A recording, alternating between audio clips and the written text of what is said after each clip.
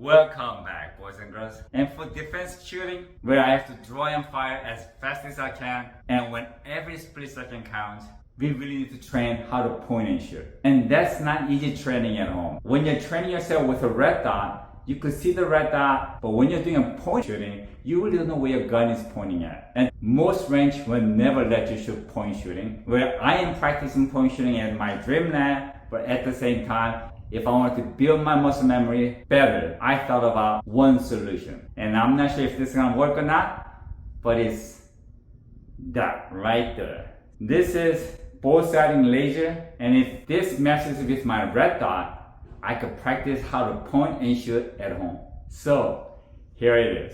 Now honestly, I checked it with my red dot, and at 5 to 7 yards, it's practically at the same point. So this worked out really well for me.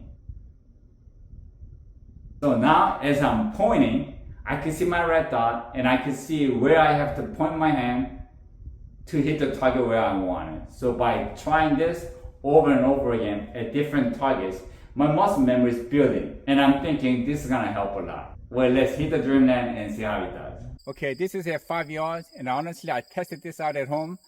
Between 5 to 7 yards, the laser was on top of the red dot, so I'm pretty confident, but let's give it a shot.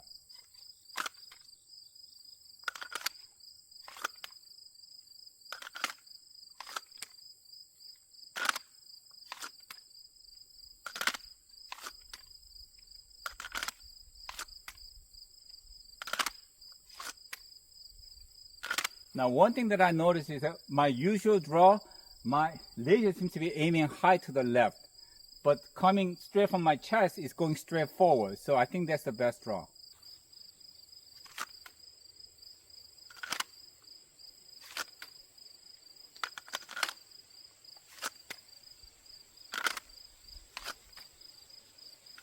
All right, live rounds.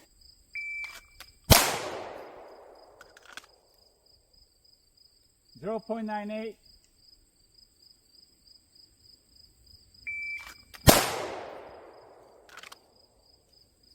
0.83,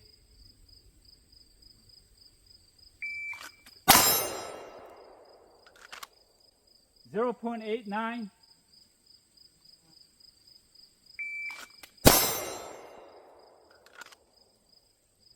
0.89 again,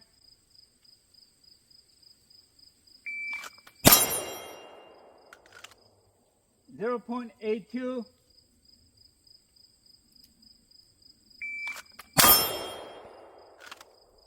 0.79, 0.75,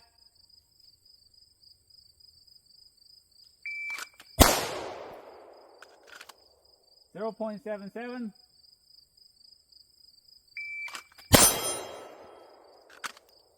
0.78. I did this drill after shooting all day with Kevin and Chris. And again, I was hot, I was tired, my condition wasn't best. But the fact that I was able to shoot under 0.8 second only after a couple of practice, and with more practice, I'm very confident I could cut down under 0.7 second. But again, I need more practice, and the best part is I could practice at home. But the biggest takeaway on this is that I learned where my natural point was, and I was able to correct it. And also from my drawing, my usual draw is from right and coming like this. But I noticed that if I come to the center and go straight out, it's so much better. Now there's one more thing that I want to mention. Using the laser, I did find one problem with my grip. Now recently I've been shooting with the tip of my trigger finger.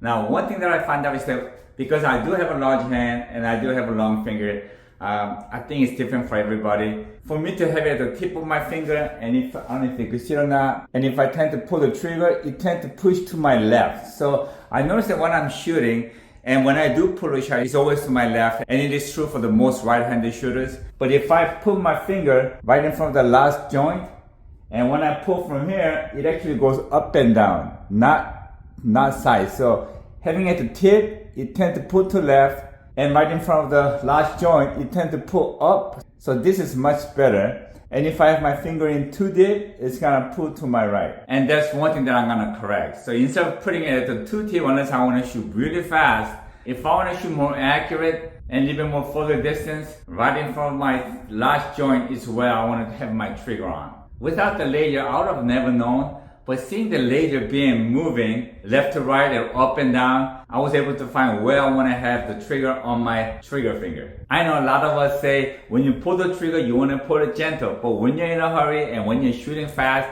even during the competition, we tend to pull as hard as we can and fast as we can, and having that little movement can cause inaccuracy. Again, I'm sure it's different for everybody because we all have different hand size, and it's best to find your sweet spot.